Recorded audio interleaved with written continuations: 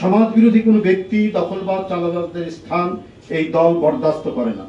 বিএনপির নাম ভাঙিয়ে কেউ অরাজকতা, বিশৃঙ্খলা সৃষ্টি করতে পারে, কিন্তু দল যখনই এই ধরনের কোনো ঘটনা অবহিত হয় তখনই তাদের বিরুদ্ধে সাংগঠনিক ব্যবস্থা গ্রহণ করতে দ্বিধা করেনি।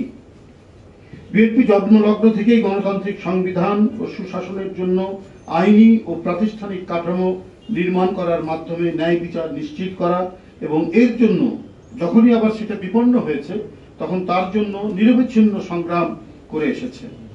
এই দল মনে করে একটি আদর্শ রাষ্ট্র ও সমাজে নেতৃস্থানীয় মানুষদের যোগ্যতা, দক্ষতা, ন্যায়পরায়ণতা, সৎ ও মানবিক গুণাবলী থাকা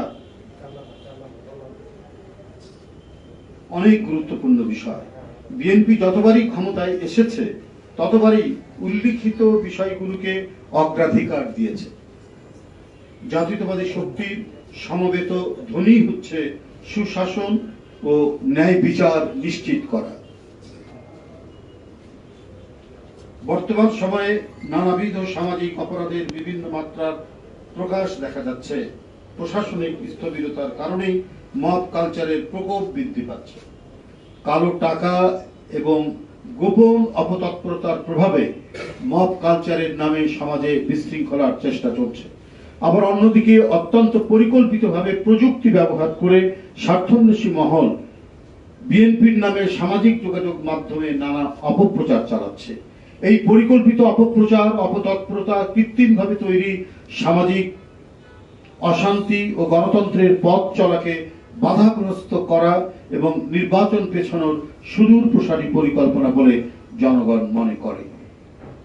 শেখ হাসিনার আমলে অদ্ভুত উন্নয়নের বয়ানের মতো এখন নির্বাচন পেছানো নিয়ে নানা ধরনের বয়ান দেয়া হচ্ছে। সাংবাদিক বন্ধুরা, বিএনপির নাম ভাঙিয়ে যারা অপকর্মের সাথে জড়িত তাদের বিরুদ্ধে তাৎক্ষণিকভাবে দল থেকে সাংগঠনিক ব্যবস্থা গ্রহণ করে আসা হচ্ছে। দলের ভেতরে থাকা অপকর্মের সাথে যুক্ত হলে, দলের ভেতরে থাকা কোনো ব্যক্তি অপকর্মের সাথে যুক্ত হলে তাকে কোনোভাবেই ছাড় দেওয়া হচ্ছে না। ইতিমধ্যে বেশ কিছু নেতাকর্মীকে বহিষ্কার, অব্যাহতি প্রদান, পদ স্থগিত, কারণ দর্শানোর নোটিশ প্রদান করা হয়েছে। আমরা লক্ষ্য করেছি দলের পক্ষ থেকে এহেন চলমান সাংগঠনিক ব্যবস্থার বিষয়ে গণমাধ্যমে খুব একটা উল্লেখ করা হয়নি। উপরন্তু আইন শৃঙ্খলা বাহিনীর ঢিলে ঢালা ভূমিকা রহস্যজনক। দলের পক্ষ থেকে বারবার অপরাধী ও বিশৃঙ্খলাকারীদের বিরুদ্ধে আইনি ব্যবস্থা গ্রহণের জন্য বলা হলেও প্রশাসন নির্বিকার থাকছে। আমরা অনেককেই বলছি, টেলিফোন করে বলছি যে এই, এবং তারা বিএনপির নাম ভাঙিয়ে কাজ করছে, কিন্তু আমরা পুলিশ প্রশাসন বা প্রশাসনের কাউকে বললে পরে তারা নানা অজুহাত দিয়ে সেটাকে ডাইভার্ট করার চেষ্টা করছে। এর কারণ কি আমরা বুঝতে পারছি না। দুষ্কৃতিকারীদের বিরুদ্ধে আইনি ব্যবস্থা গ্রহণের জন্য দল থেকে প্রশাসনের সাথে যোগাযোগ করা হলেও প্রশাসন কোনো সহযোগিতা করছে না।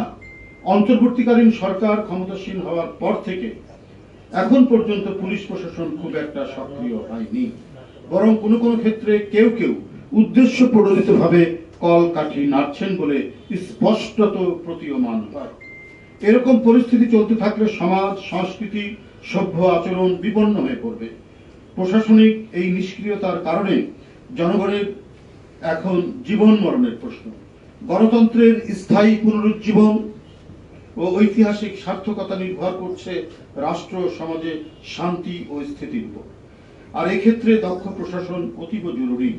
কিন্তু আওয়ামী আমলের কালো টাকা ও তাদের দোসরদের আন্ডারগ্রাউন্ড তৎপরতার কারণে দুষ্কৃতিকারীরা আশকারা পাচ্ছে এবং সমাজে নৈরাজ্য তৈরির সম্ভাবনা সৃষ্টির আলামত দেখা যাচ্ছে, যেটার আমরা ঘোর বিরোধী। আমরা বারবার এই বিষয়গুলি তুলে ধরেছি আপনাদের মাধ্যমে, কিন্তু প্রশাসন এ ব্যাপারে শক্ত ভূমিকা রাখবে তারা সেটি রাখছে। এই ধরি মাছ না ছুঁই পানির মতো তাদের আচরণ।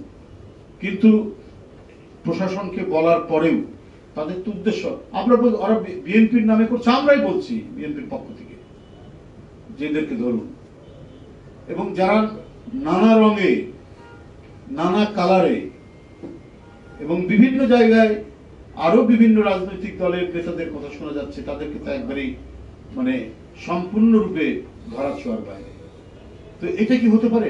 একটি রাজনৈতিক দলের একটি কর্মী সভার মধ্যে পুলিশ কর্মকর্তা পোশাক পরে বক্তৃতা করছে, এটা আওয়ামী লীগের আমলে এটা সম্ভব, এখন কি করে এটা সম্ভব?